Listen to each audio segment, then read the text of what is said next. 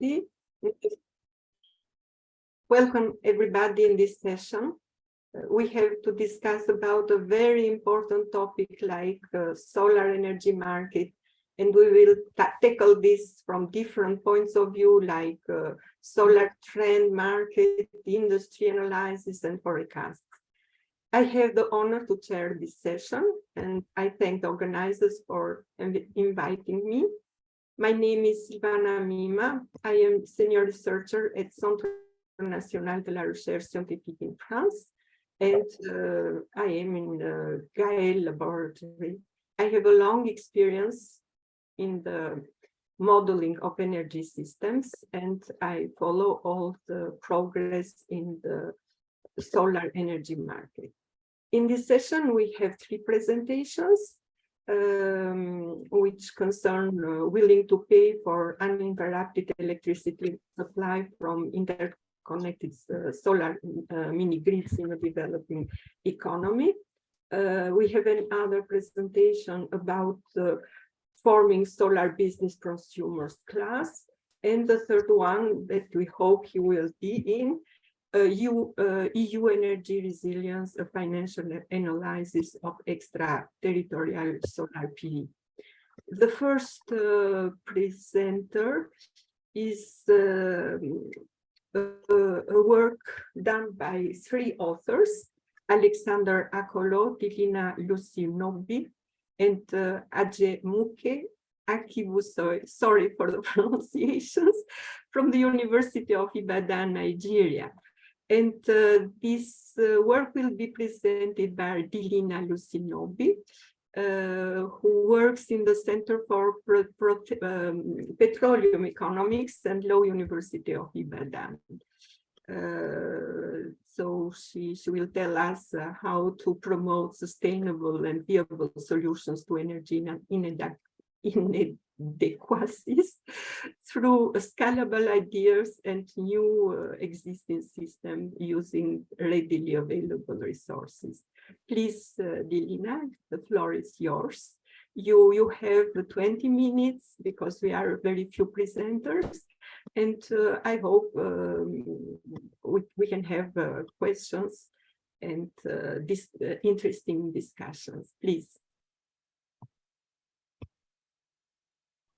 Okay, thank you very much. I want to believe you can see my slide. Yes, very well. Okay, awesome.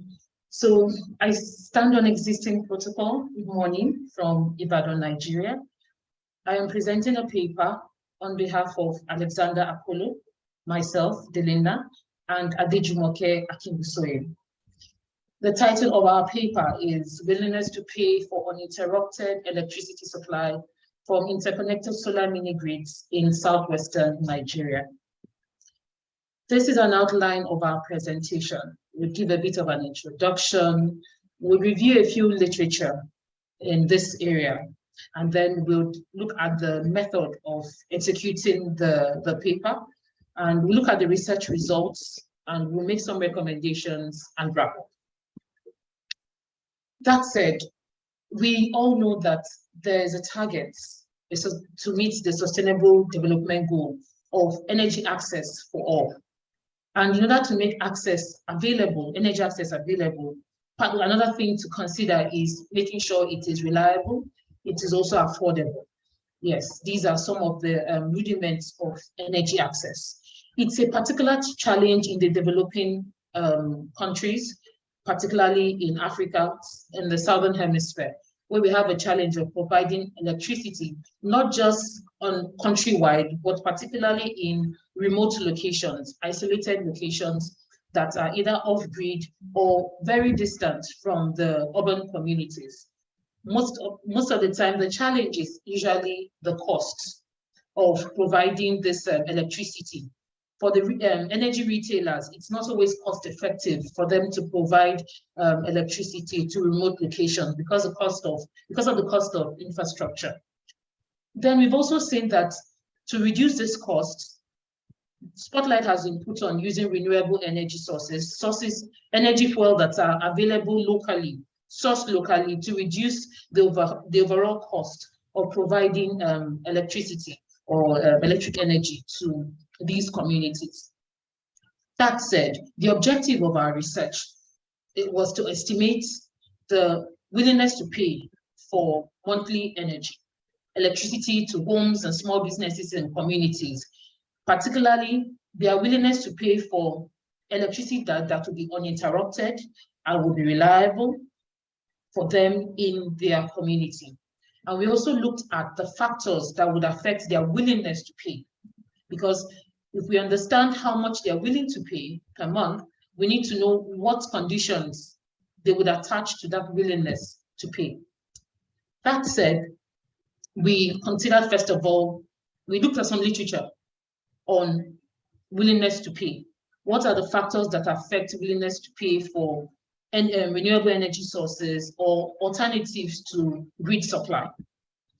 Some of the literature we reviewed include we had one from the DRC, Democratic Republic of Congo. The major factor identified was the tariff. That's the cost of electricity.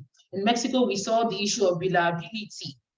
Okay, and in Niger, the country Niger, we saw that consumption, their level of consumption and the ownership of the electricity installation was of particular concern to these remote communities. In Nigeria, we saw that technology, the fuel source, is it from renewable energy sources such as solar or hydro? The source of the electricity power was actually a concern to the community. Then, of course, tariff. In South Korea, we saw that remote communities were willing to pay for carbon neutral energy fuels, particularly natural gas.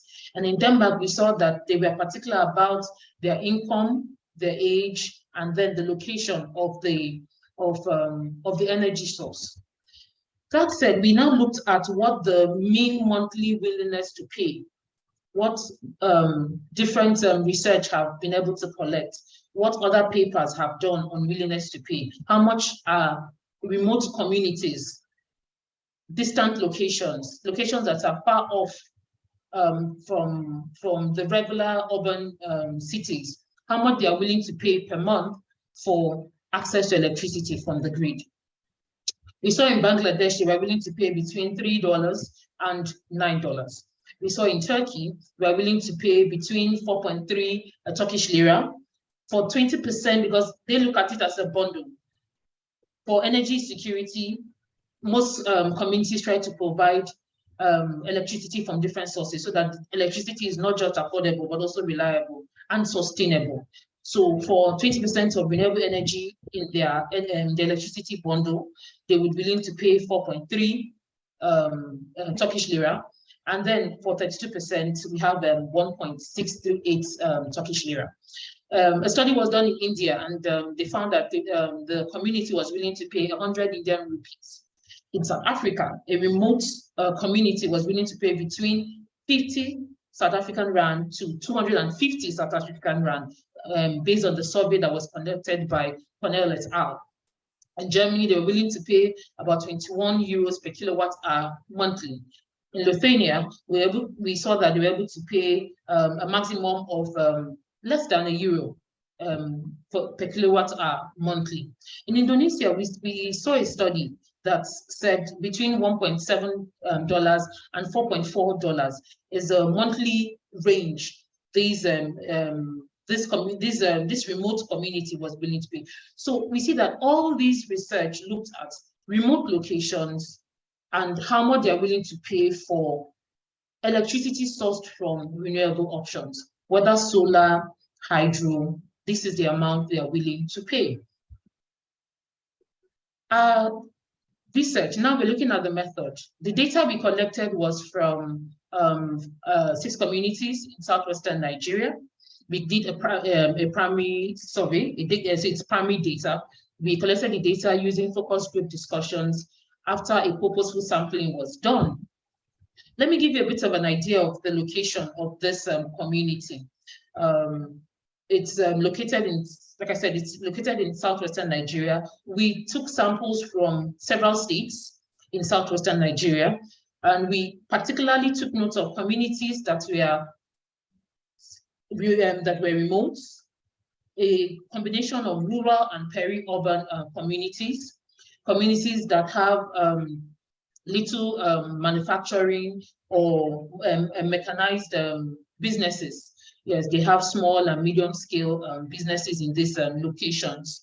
And we also took note of these communities that they are all on the grid. So this gives you an idea of where these communities are located on the map. That said, we'll quickly run off to look at the results of our survey. First of all, we noticed that majority of our respondents were between the ages of 40 and 49 years old. We also found out that the communities we surveyed were predominantly monoethnic, were predominantly Yoruba-speaking and Yoruba natives. We also found out that all of them are connected to the national grid. So they are all connected to the national grid. They are supposed to be getting power supply from the national grid. Yes, so they are all connected. They are not running they don't run a standalone system. They are not providing electricity for themselves. They expect that they have a contract with the electricity retail company attached to their community to provide them with power supply. So yes, they are all connected to the transmission lines of the national grid. Yes, but we also noticed that all of them, from the communities surveyed, all the respondents were unsatisfied with the level of electricity supply from the national grid. So we had it was quite unanimous. Yes, we are connected to the grid, but no, we are not satisfied with the electricity supply we are getting from the grid. Particularly, they looked at the issues. So what issues did they focus on? Before we take that, I want to highlight that the amount they are willing to pay is about 2,000 naira. 2,000 naira is roughly between less than $5 when it's converted to the American dollar. Yes, so that's the amount they are willing to pay monthly for electricity from the national grid. Yes, electricity from the grid supply, which they are all connected to. And they expect that paying 2,000 naira monthly, they would get uninterrupted power supply.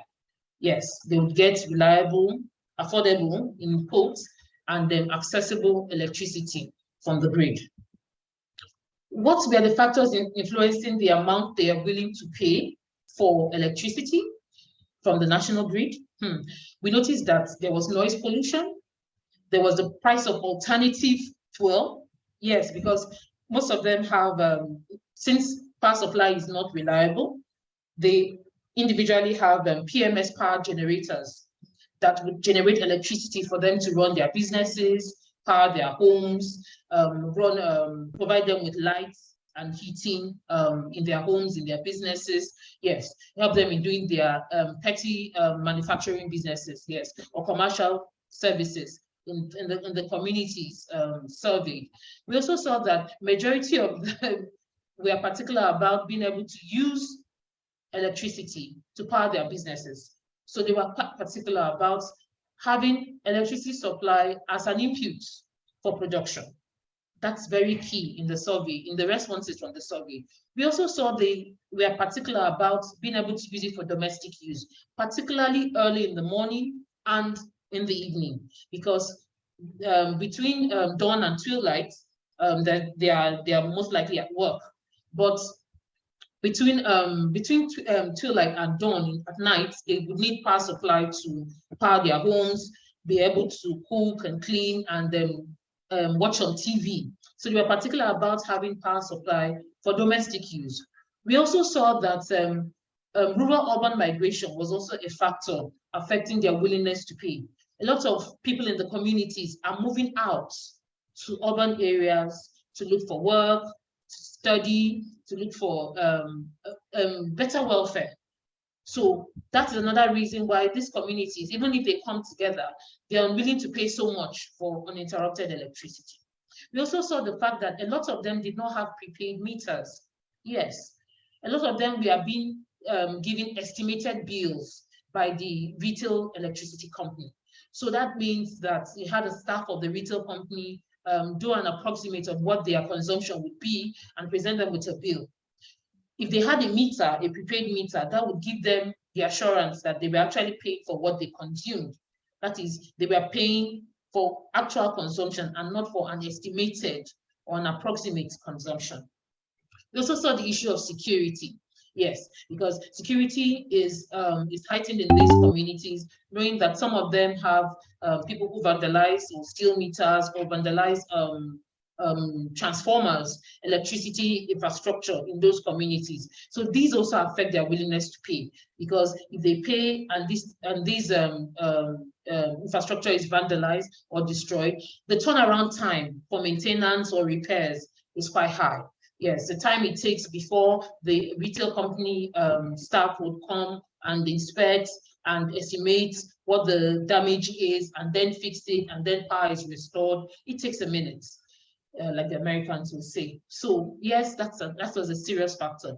Then the affordability of the electricity from the grid. So tariff was an issue. Yes, tariff was an issue for the communities we surveyed, and they are quite particular that given that there's an intermittency in the power supply, why would they be willing to pay more? They would rather invest in alternative fuel sources like PMS to power their generators, kerosene for their lamps, and other options. The fossil fuel options. They knew that they would, if they invest in those would be more available to them. They would be more reliable. They'll be able to access them compared to the power supply from the national grid. There's also the issue of the guarantee. How sure are we that if we pay this amount, we'll be sure of getting power supply from the grid? So there's that uncertainty and that risk that these communities can't quantify, they can't estimate it.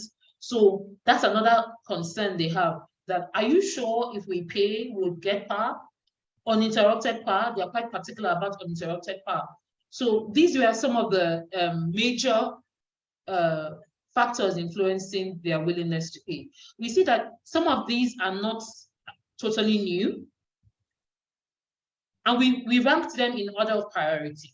Uninterrupted power supply was a major factor affecting their willingness to pay for uninterrupted power supply. That intermittency is a problem. They want to know that once the switch on when they turn on the switch, there's power supply. The second in order of ranking was installation of prepaid meters. Most of them get estimated billing.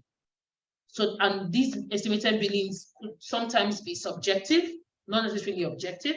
So with that, some of them feel they are unduly, they pay more than they consume. Yes, that's the feeling the businesses and the homes we have surveyed we are reporting. We also saw that affordability of the tariff, the use of the electricity, is it input for production or for commercial purposes? Are they making money from using the power supply, or are they end users using it for their domestic activities? We also saw the issue of security.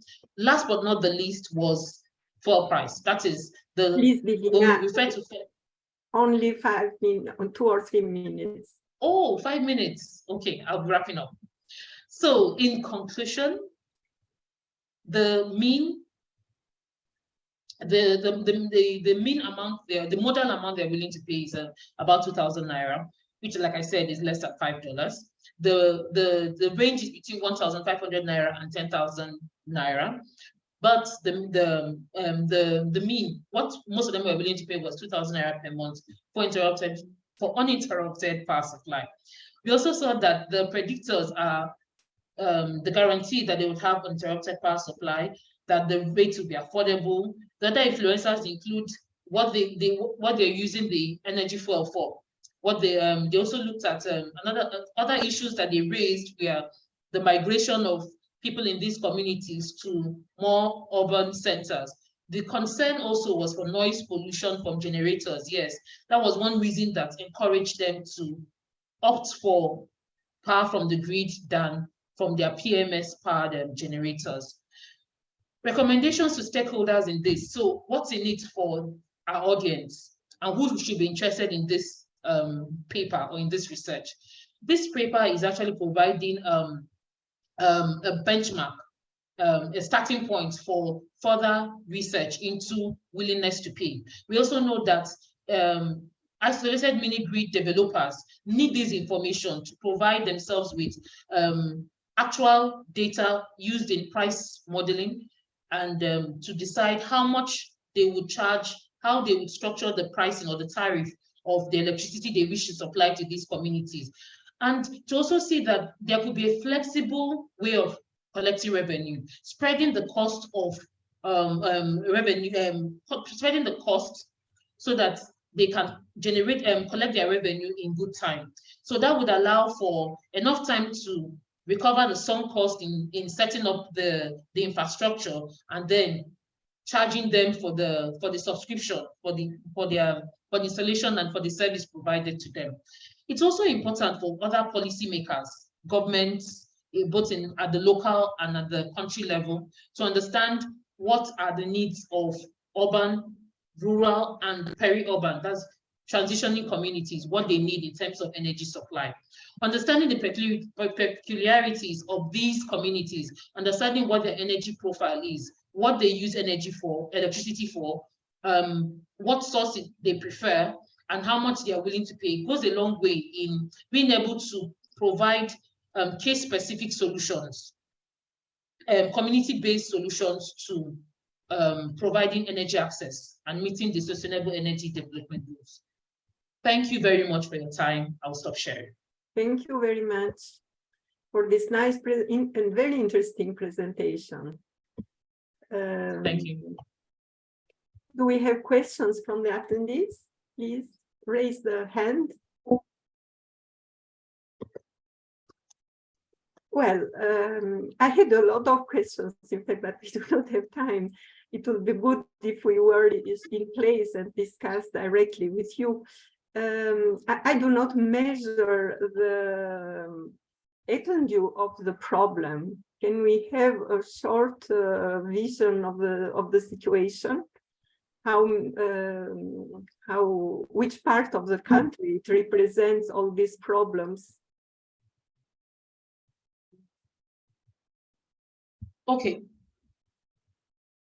The question I got is, which part of Nigeria does this paper represent? Nigeria has 6 geopolitical zones, and this paper, the survey was done in the southwestern geopolitical zone. Yes, and it covered about 5 to 6 states. We selected remote communities in each of these states.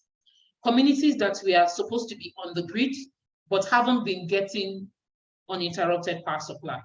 And we wanted to know their take, okay? So the problem is we are connected to the national grid, but we don't get power supply. Yeah, I understand this. Yes, that's the And problem. why? What is the responsibility of the national grid on that? They do not have some responsibilities, some targets to resolve this problem in short time? Oh, well, the challenge is that many decades ago, the provision of electricity was saddled on the federal government, was a government institution providing these electricity. So these the national grid was set up by the government, by the federal government. But over the years, the electricity industry has been privatized. So we now have the National Electricity Company now broken down into about 11 distribution companies. So now each distribution company has a monopoly of a certain location. So for southwestern Nigeria, we have about 3 distribution companies, that's electricity retail companies that service these communities. The 5 states visited, the communities visited are actually under the same distribution company. That's, they have one energy retailer that services each of these communities, the Ibadan Electricity Distribution Company. So they are in charge of maintaining these the transmission lines, and they're in charge of making power supply available to them. They are also in charge of providing them with meters. That's the prepaid meters. But unfortunately, because these communities are off their remotes, and the distribution companies see them as not very profitable, in quotes, they have not seen need to provide them with electricity. So the distribution companies have decided, since it's not profitable to provide them with power, they rather provide urban areas that are willing and able to pay, rather than provide these remote locations with power supply. Okay. So despite the fact that they are connected to the grid, they don't get as much power supply. So yes, that's the problem this research is speaking to. However, we do not have time, but it is a little bit strange that the contracts do not have some responsibility from the companies to provide uninterrupted electricity. Well, I think that there's a break in the contract, in the sense that previously the government was providing this, so it was the responsibility of the government to make this available. Over the years, because of embezzlement and corruption and mismanagement, the government saw it wise to privatize the electricity industry, particularly the distribution arm. Now the retailers are thinking like typical businessmen. They wouldn't provide electricity to communities that would not be able to pay. Less than $5 monthly is not financially viable for companies that have to set up transmission lines, transmission stations, provide meters, because all these are provided to the communities, whether for commercial use or for domestic use. So the retailers have done the maths and they feel it doesn't add up. So that's why the option of providing them with isolated mini grids, most likely using renewable energy. Solar energy is very, we have it in abundance in Nigeria, across the country. So this is an opportunity for mini grid retailers to come into these communities, provide this service, and still make a buck out of it, still make some money out of it, yes. Thank you very much. Very interesting, and good luck to continue this important work. Thank you very much. We will go to the second presentation, which is Iryna Sotnyk from the Sumy State University. She's a professor, doctor of science in economics, deputy head of Department of Economics. And she has another author, Tatiana Kurbativa. And their work concern how to form solar business prosumers class in the case of the Ukraine. Please, Iryna. The floor is yours. Thank you. Can you see this is the first slide? Yes. Yeah, okay. And I just want to test the second one. Yeah, can you see it? Yes. Okay, so everything is okay. So, dear colleagues, I would like to present my topic devoted to the forming solar business prosumer class, the case of Ukraine. And as you can see, I have a co-author. This is also an associate professor of our university. And now she is in Great Britain and the University of Sussex.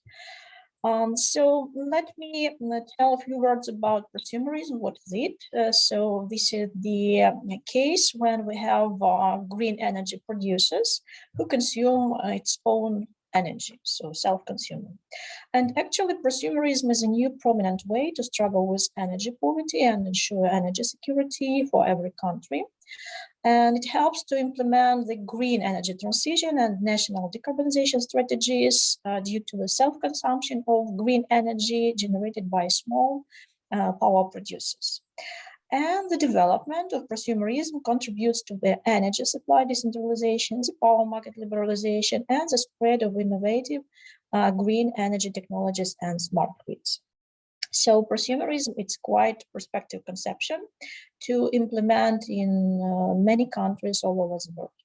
The object of our research was Ukraine, since we have several reasons to consider it, because first of all, it imports about half of the consumed energy and has high energy intensity and outdated structure of the national economy. And because of this, this issue of energy independence is very urgent for Ukraine. For the second, it suffered from political and energy blackmail by Russia, which was the leading gas supplier to Ukraine until 2015.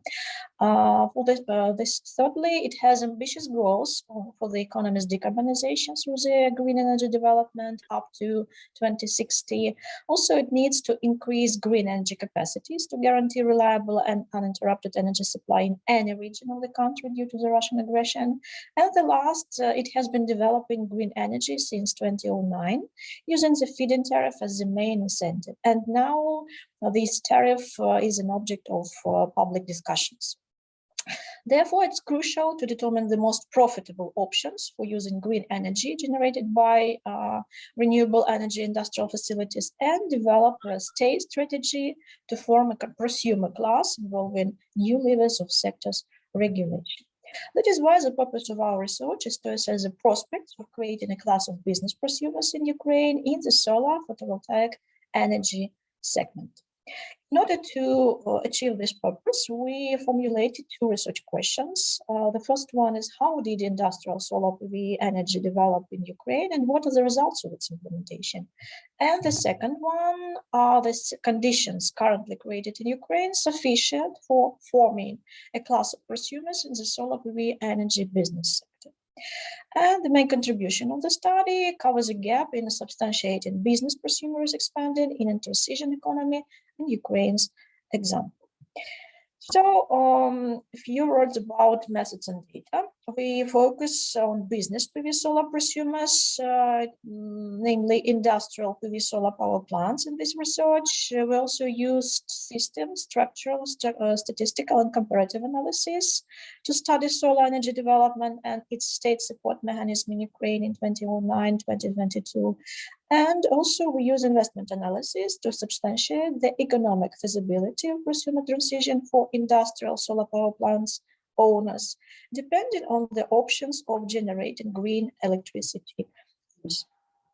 We choose as the object of the study small and medium-sized ground-based industrial PV solar power plants with a capacity of 1, 3, 5, and 700 kilowatts, which can sell the generated renewable electricity at a feed-in tariff. Also, we considered three options for using the green energy generated by the PV solar power plants. The first one was 20 on 80, and it means that we have a self-consumption of 20% of generated electricity and sale of 80% at the feed-in tariff to the grid.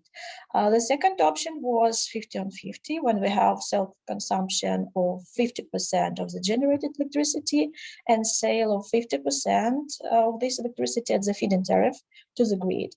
And the last section, the third one, 100 on 0, means self-consumption of all amount of generated electricity. The location of our solar power plants was chosen in the Sumy region, northeastern Ukraine. And actually, this is a territory with the worst conditions for solar energy development in comparison to other regions of Ukraine. And if we can prove that solar power plants on this territory are profitable, and it's advisable to become prosumers on this territory, it will be clear that other territories of Ukraine will provide even more profit and will be more profitable to use this strategy. Also, we considered only yearly indicators of electricity generation, and the monthly energy flows between solar power plant and the grid were neglected.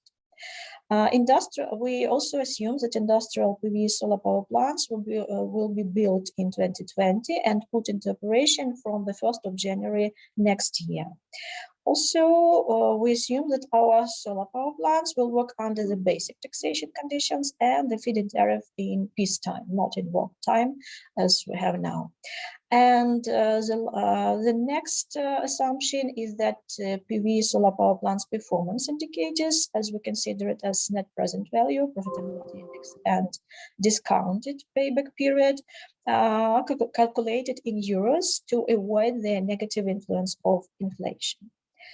Here you can see the formulas that we use to calculate income on by different options. For example, for option 20 on 80, the first option, we use two formulas, the first and the second, that refer to different periods of applying and not applying feed-in tariff.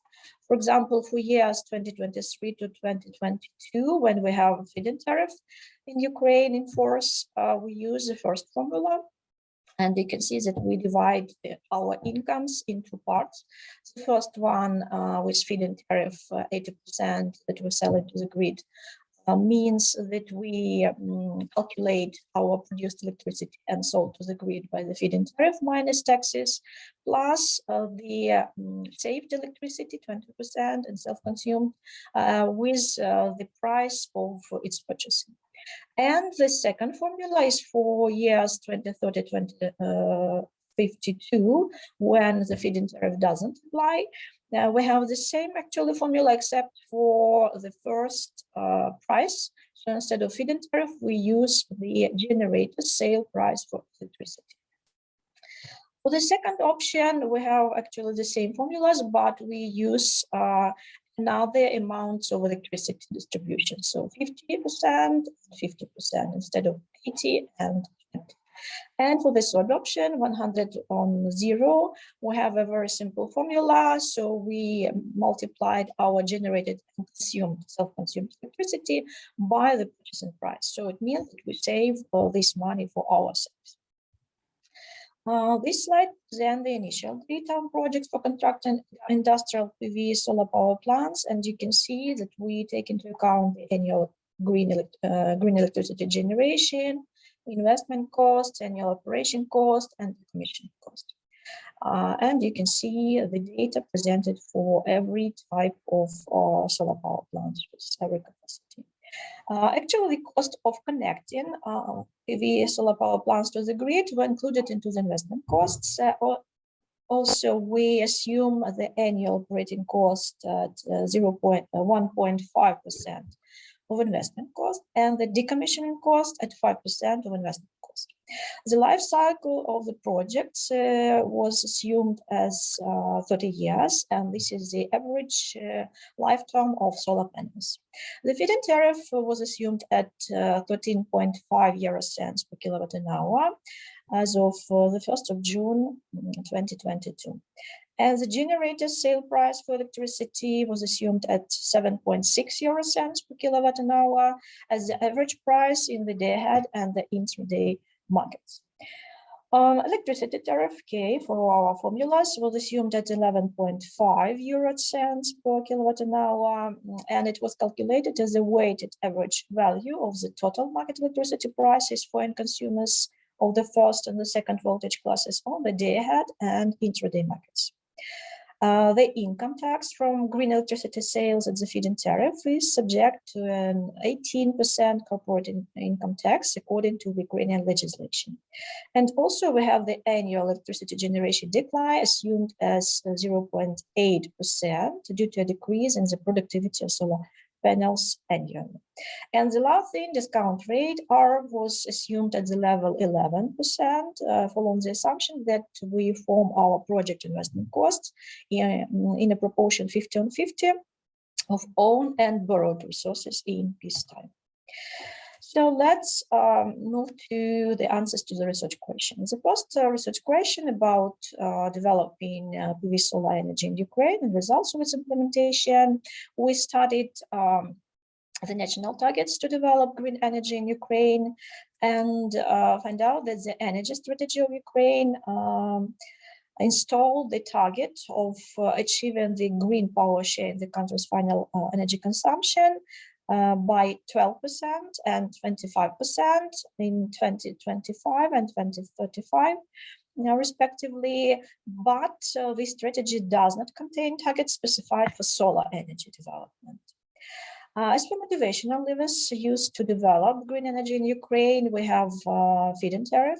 This is the main instrument to stimulate its green energy development, and it fixed in euros in order to avoid inflation of national currency. Also, we have a fixed surcharge to it at 5% and 10% respectively.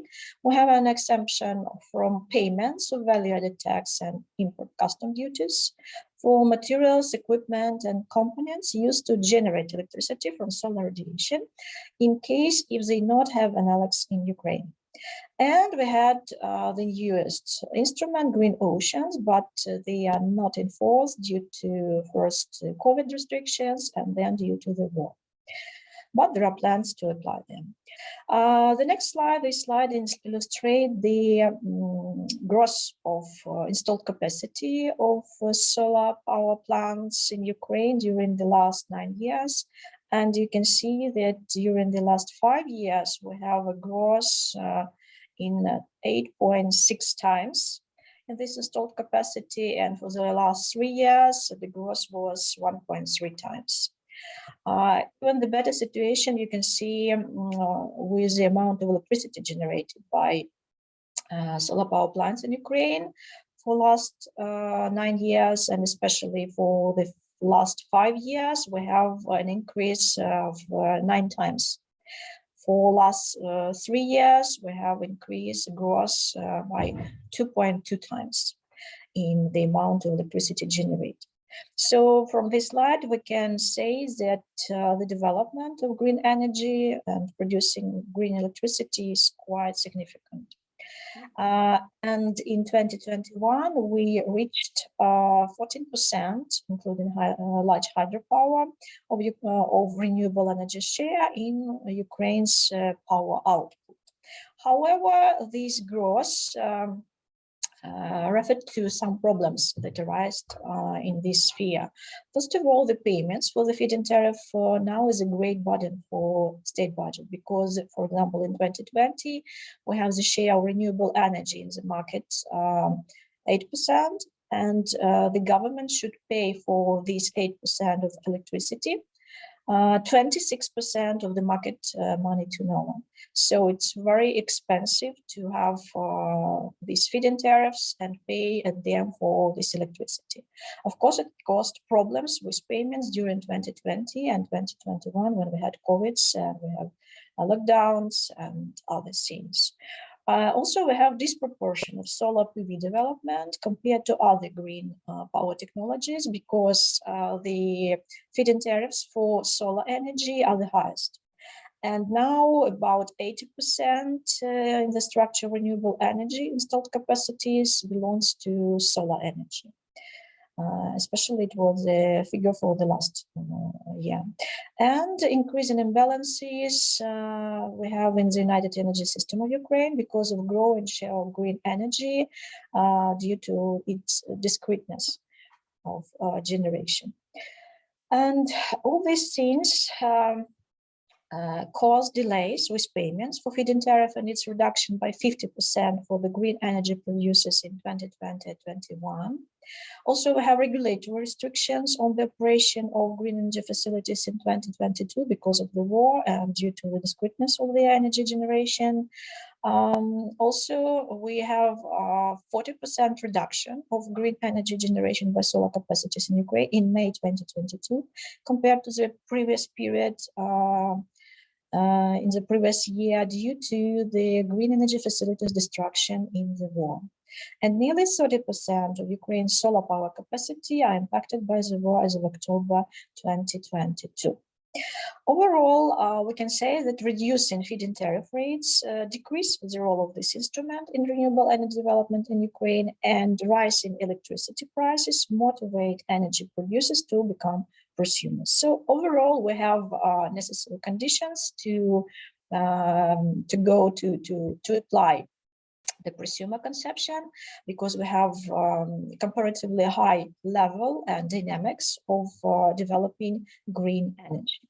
So let's move to the next research question about the conditions created, sufficiency of conditions created to form a class of prosumers in solar energy sector, business sector.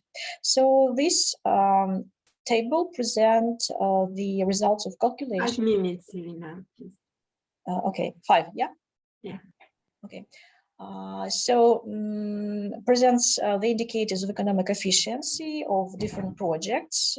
So solar power plants with different capacities and with 3 options that we have chosen. You can see it, 20 on 80, 50 on 50, and 100 on 0. And the next present the SPP with capacity 500 kilowatt and 700 kilowatt.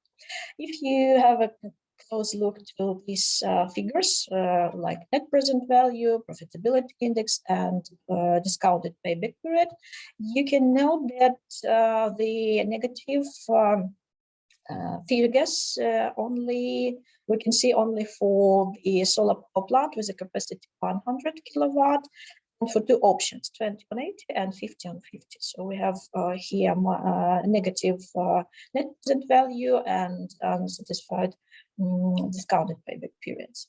Other options are quite profitable. So according to this, we can say that projects for constructing PV solar power plants with a capacity of 3, 5, and 700 kilowatts are profitable at the current market electricity prices and feed-in tariffs. But constructing over 100 kilowatt PV solar power plant is not competitive when selling 80% and 50% of the generated electricity at the feed-in tariff. However, if we apply the third option, 100 on 0, all plants with different capacities that we have considered are profitable. So the profitability of different project options rise from more than 40% for 300 kilowatt of installed capacity to more than 70% for 700 kilowatt, with a total amount of initial investment and decommissioning costs for option 20 on 80. For option 50 on 50, we have profitability varying from more than 40% to 85% and more. And for the last option, 100% of self-consumption, the profitability rise from 10% for 100 kilowatt to more than 110% for 700 kilowatt. As for discounted payback periods for 100% of self-consumption, they are the lowest compared to other options and range from 18 years for 100 kilowatt of installed capacity to up to 5.5 years for 700 kilowatt. And actually, if we consider solar power plants with capacity from 3 to 700 kilowatts, the discounted payback periods do not exceed 10 years and decrease almost a half as the capacity of these power plants increases. That is why there are 2 main reasons to become a prosumer in Ukraine. The first one is a small gap between the purchase price of electricity for enterprise. It is 11.5 euro cents per 1 kilowatt, and the price of the sale to the grid at the feed-in tariff. It's 13.5 euro cents per kilowatt. And another reason is taxation. So 18% tax on the company's income from selling green electricity reduces the income's net income, the enterprise's net income from the energy sale. And because of these reasons and our analysis of profitability of projects, we can conclude that Ukraine has already created conditions for forming a prosumer class among industrial enterprises owning small PV solar power plants. And about conclusions, by assessing the economic feasibility of 1, 3, 5, and 700 kilowatt industrial photovoltaic solar power plants projects to implement in Sumy region with 3 different energy use options, we prove that Ukraine has sufficient conditions to develop a solar business prosumer class. Also, we confirmed that an increase in self-consumption share improves the project profitability and motivates the industrial photovoltaic solar power plant owners to become prosumers. Therefore, the preservation of current market conditions and state regulation of the sector, Ukraine has every opportunity to form a class of business prosumers in the photovoltaic solar energy segment. But the main limitation of this study is that we're considering on the peacetime, not the wartime. And the future prospect for this research is to include the data deal with wartime. Thank you for attention. Thank you very much for this original and clear presentation. It is evident that uncertainties from the war may discourage these projects, and we do not know how much will be the impact and how long it will continue. Please raise the hand if there are questions from the attendees. A small question, what is the discount rate that you use for these calculations?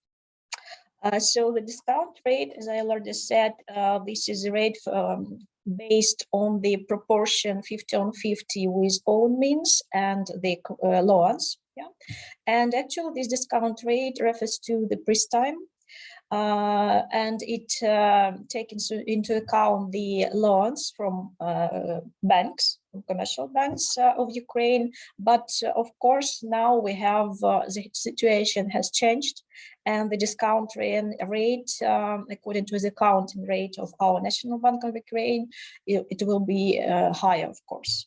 But on the contrary, we used calculations in euros. And this, using this currency, means that we reduce the risk of inflation. And actually, we can use this discount rate for sure to get the real results of these projects. Okay, thank you. Any question, please?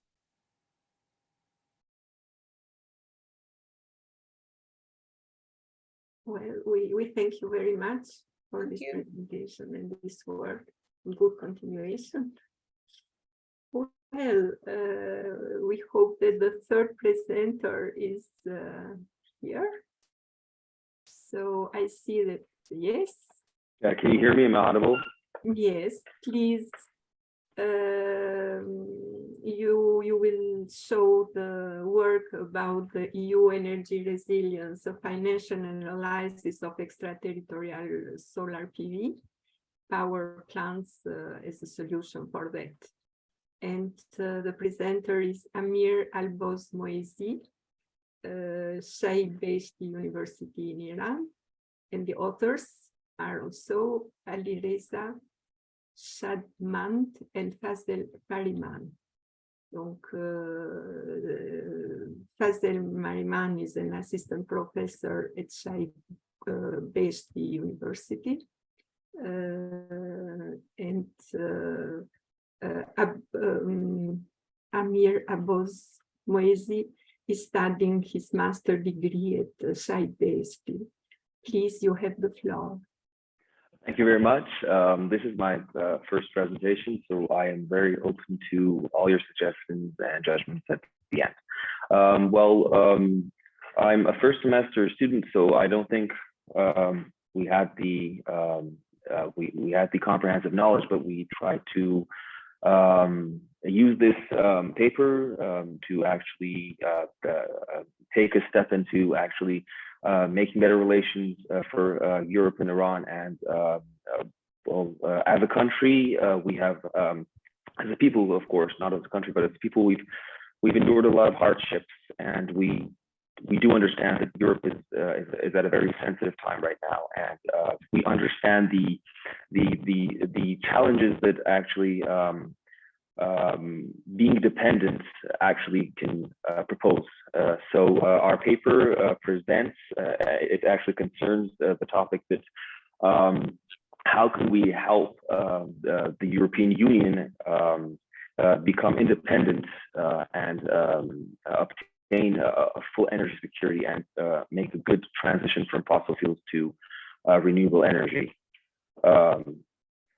What we see right now is the overview. We can, on the left of the screen, we can see that global warming is an issue that has arisen from 1950, and we still deal with it at this moment in time. And the right photo is a little bit more specific. We see the evolution of energy prices in the last 5 years in the European Union, and well, we started in 2018, and as we go further, we had a bit of a surge in 2019. It got stable again, and in 2020 we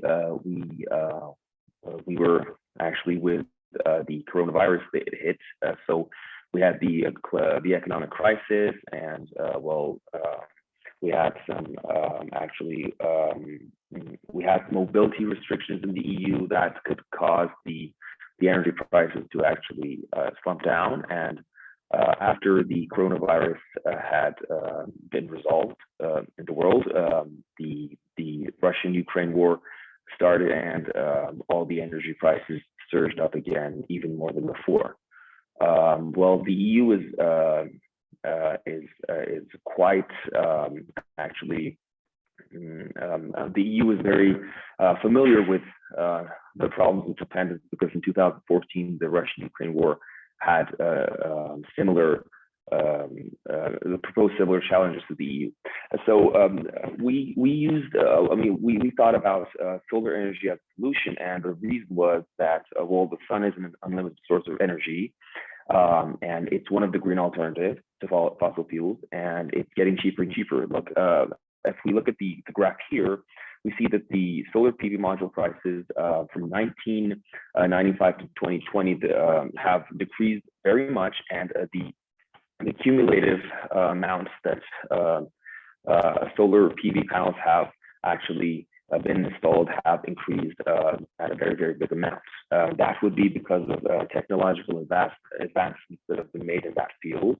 And that actually can lead to making solar panels become cheaper and even increase their production rates. And the final result would be a lower cost to actually invest and a higher output. Now, we're going to propose Iran as a solution because, Iran has a very, very good climate and condition in the world for solar power. So the solar installation index in Iran is in some parts, as you see, very, very excellent, and in other parts, very, very good. And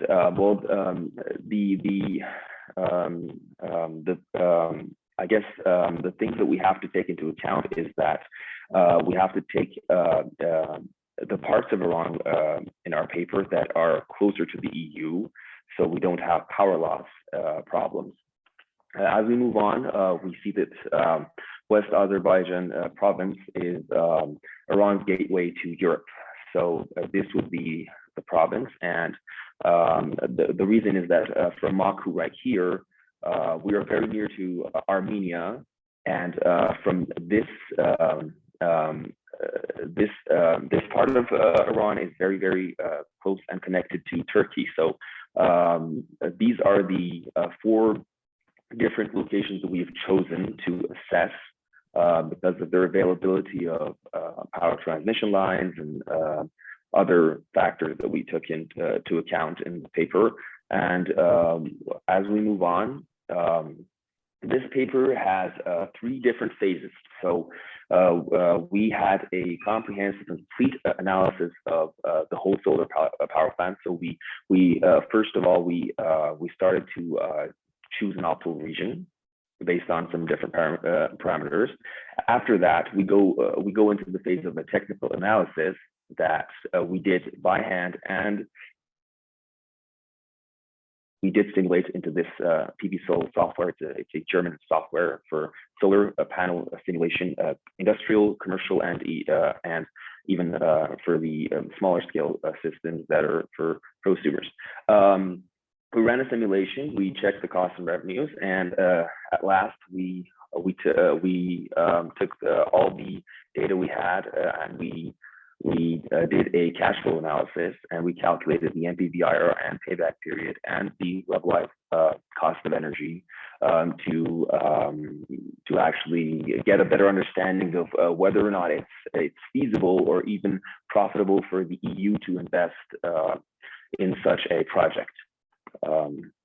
Now we had 5 different assumptions for this on-grid power plant. We did the operation maintenance costs in the PV Sol software. We checked the database for Iran, and we have a 10-year. We have a 5 to 13-year, but on average a 10-year tax exemption for solar power projects that are start to initiate. We have a yearly panel degradation of 0.5%. This was due to the manufacture, of course, of the solar panels. So we have different degradation rates, but the solar panel we chose was 0.5%. We have, and this part of the assumptions, the discount rates that we were calculating MPV are 2.5%, 5%, and 16%. 2.5 is based on the latest interest rate that the Central Bank of Europe has proposed. 5 and 16% are based on Iran's banking interest rates. And the land provided, we did talk to the government. My professor talked to the officials, and they were very, they had very promising ideas, and they could actually provide the land. The government could provide the land for the project. We did a TOPSIS method. It's a multiple criteria decision-making method for a fuzzy analysis to order our preferences. We did it in a Python code. We took into account the 8 parameters of the paper, and they were altitude, sunny hours, wind speed, maximum temperature, relative humidity, all sky insolation, average precipitation, and a 2-meter temperature. We took into account all the 4 different regions, and Hoy County was the result. Was the result of the simulation we did in TOPSIS. Now, if we go into the results, we see that the cost of construction of a 10 megawatt capacity solar farm or power plant would be $12.4 million. The annual revenue,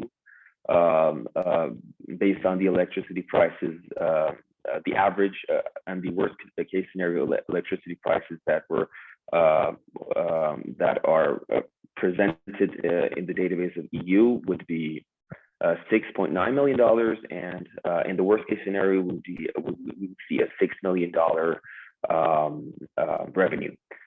The annual energy production, based on 291 sunny hours and 1,680 kilowatts an hour of insolation, would be 26.28 gigawatts.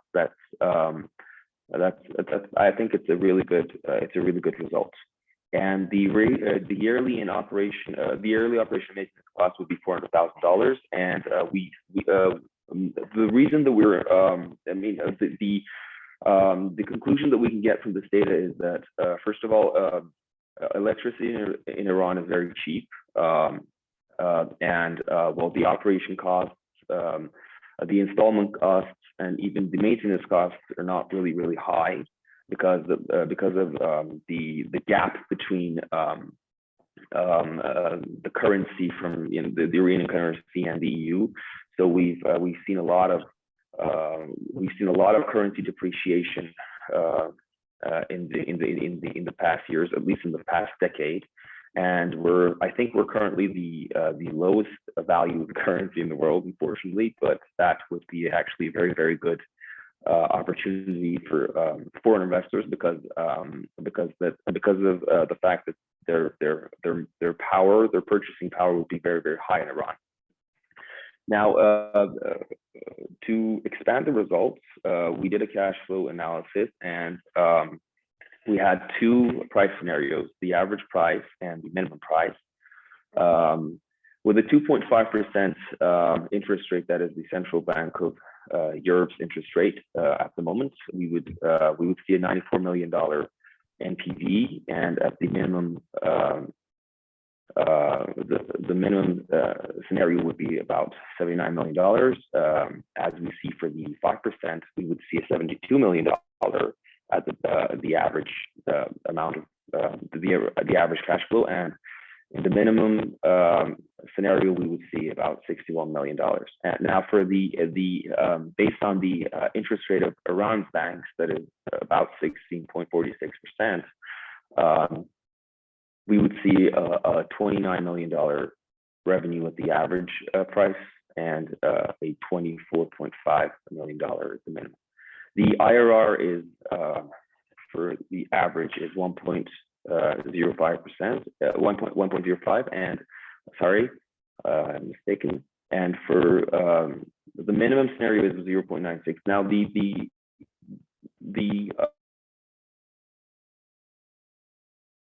I think that the thing to actually take into account is the payback period.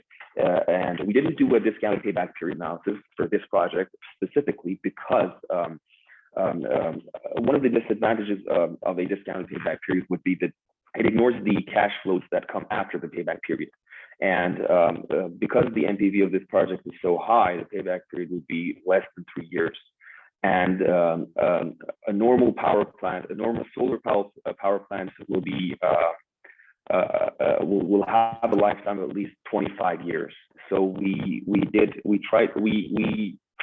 performed a simple payback period that shows that in under 3 years the initial investment will actually be paid back. And the levelized cost of energy. Now I looked this up, and it's following a decreasing trend, and it's between 55 megawatts an hour to 135.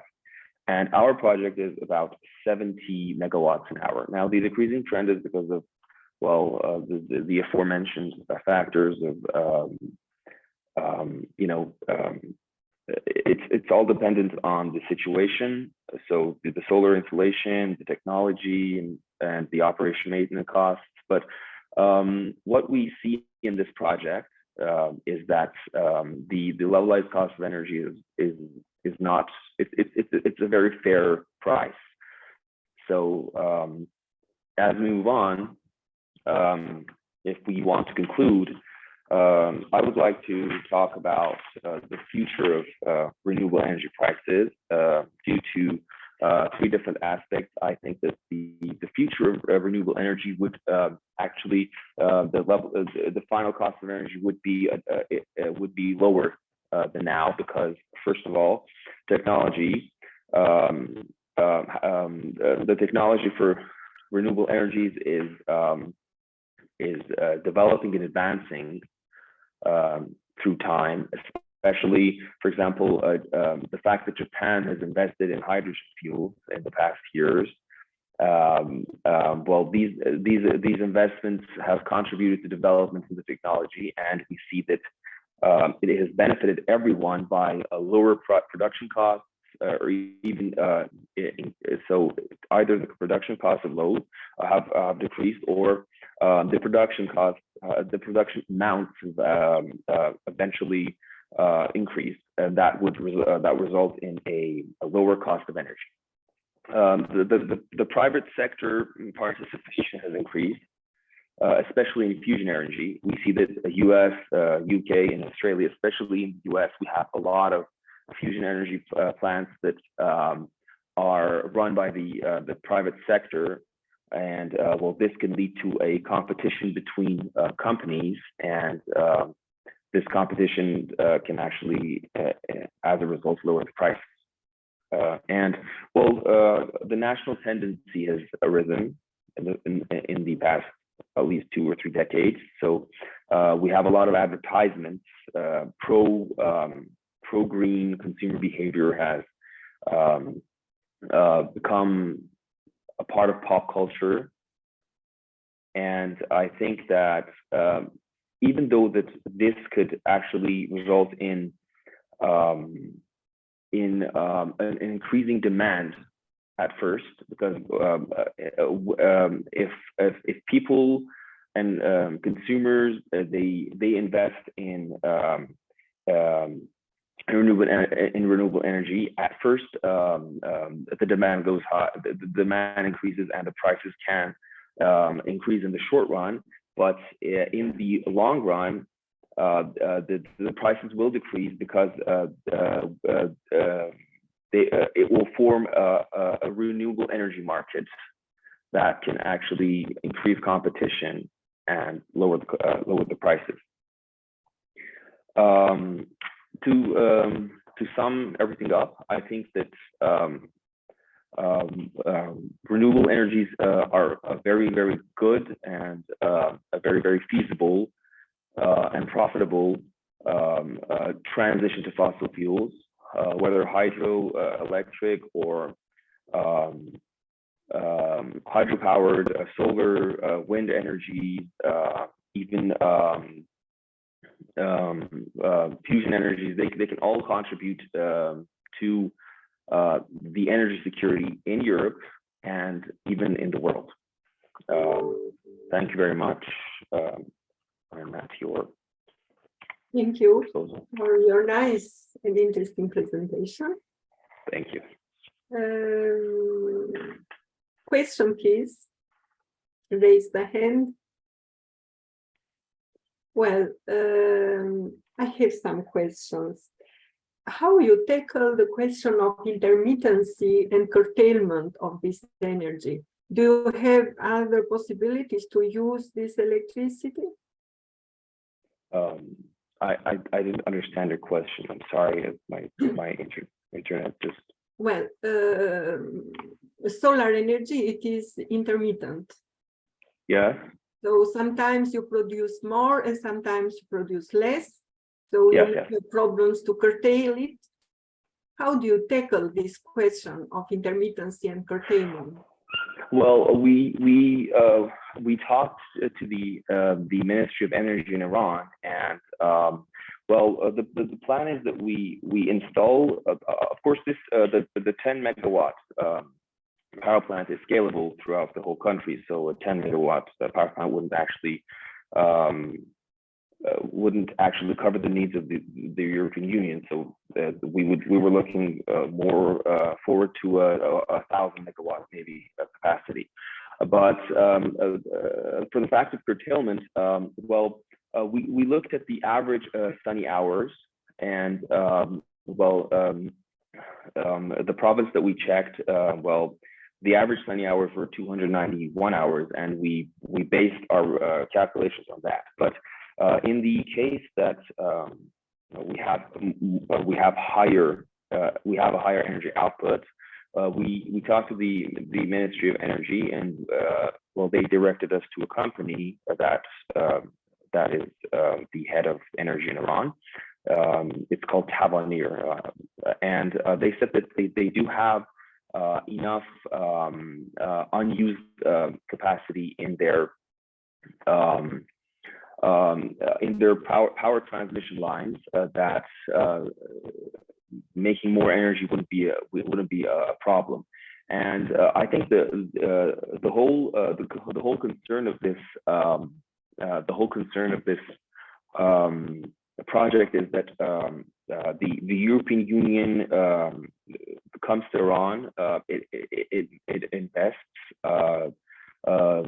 solely for exporting and actually exploiting that energy back to the EU through Turkey. So the energy that is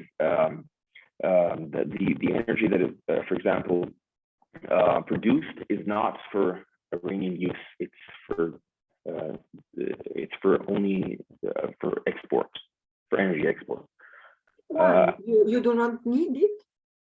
No, the reason that we're commencing this is that because the fact that if the EU starts to invest in projects like this, then Iran will actually will be able to use their knowledge and their resources as we do have a very, very good potential for investing in solar power, but unfortunately there aren't enough studies. But this could be actually a very, very good example of, first of all, the friendship between countries, of course, EU the continent, but the fact that we can actually have a transition of knowledge here. So you see this project more in the aspect of know-how, to take know-how from Europe? Yeah, exactly, yeah. Okay. Please, Iryna. Okay, thank you. The question is following. You're talking about exporting electricity to European Union or nearby countries. Did you take into account transmission costs, transmission losses? Because it's quite expensive to export electricity. Yeah. Well, for Iran, we chose the counties that are very near the border. So we were thinking that the transmission costs of from Iran to Turkey are very low, and well, however much energy we give to Turkey, then Turkey would be able to give to the nearby countries from their borders. So it would be an agreement. You used maybe the strategy of replacing, yes? So yes, exactly. So this energy would not exactly go to Europe. Okay, thank you. Well, I agree with the question of Iryna. Do you study also another possibility, for example, to produce hydrogen with this electricity and try to export this in Europe? Well, we did think about that, but the problem is the sanctions. So we're not really in the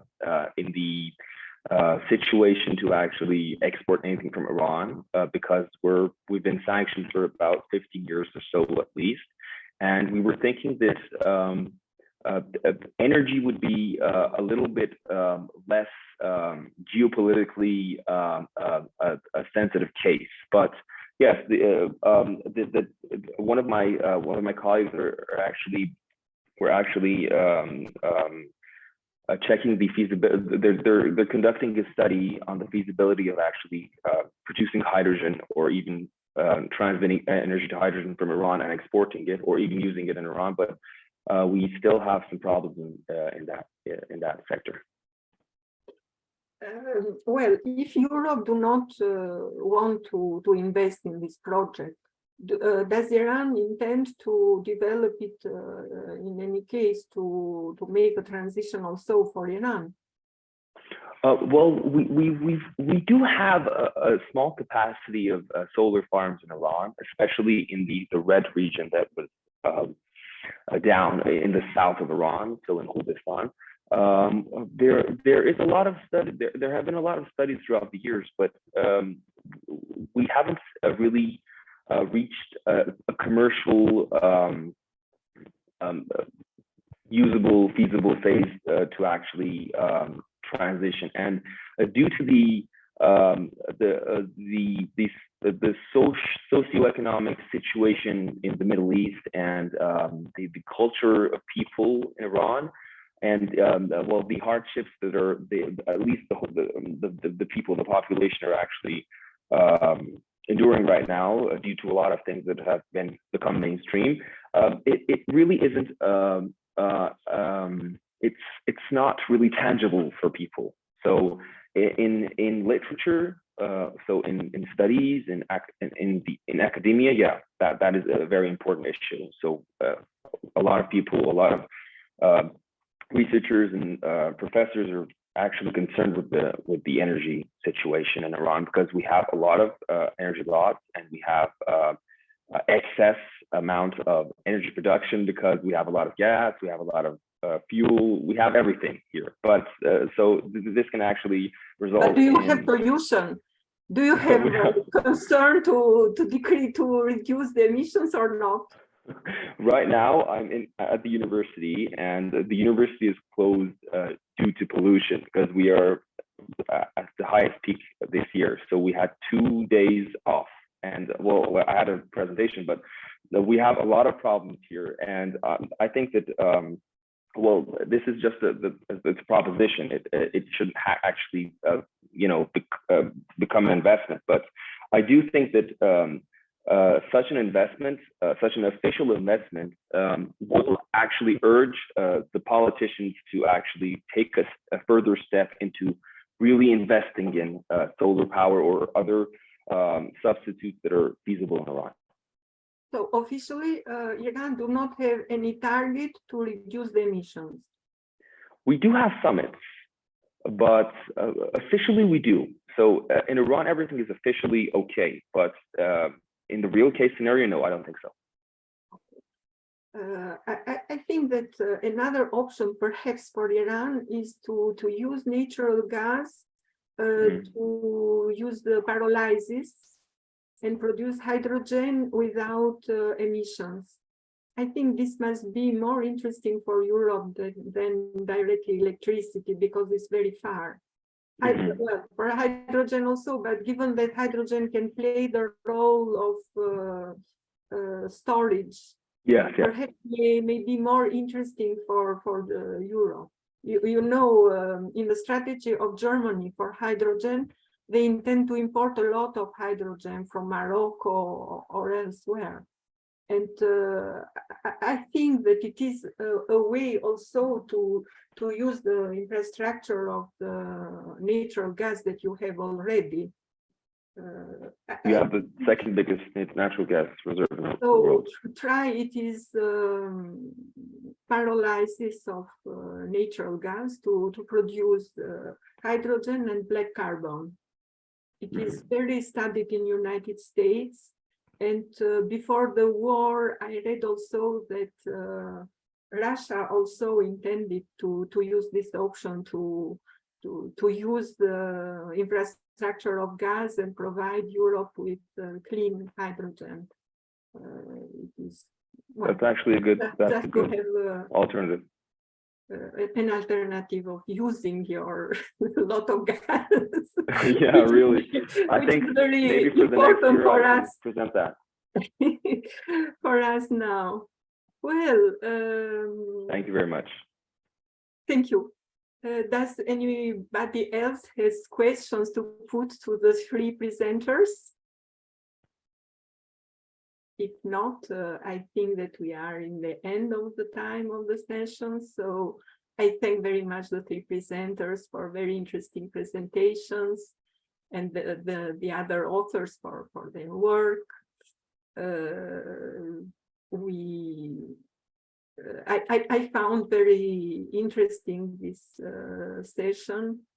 We see that the solar market is a very important topic, and it is new, and there are a lot of questions, a lot of uncertainties. So there is a lot of research work to do in this direction, and we see even in this session that the questions are so different, from ensuring continuation of the electricity in the grid, creating new ways of organization to promote the solar energy, or to try also to participate in the effort of the decarbonization through other ways of production and storage. Perhaps the storage was missed in the presentation of Amir, because each time that we have intermittent energies, we need storage to make it comparable to other ways of producing electricity. Well, I thank you again, and I wish you all good continuation of the conference. Enjoy. Thank you very much for your participation. Thank you. Thank you very much.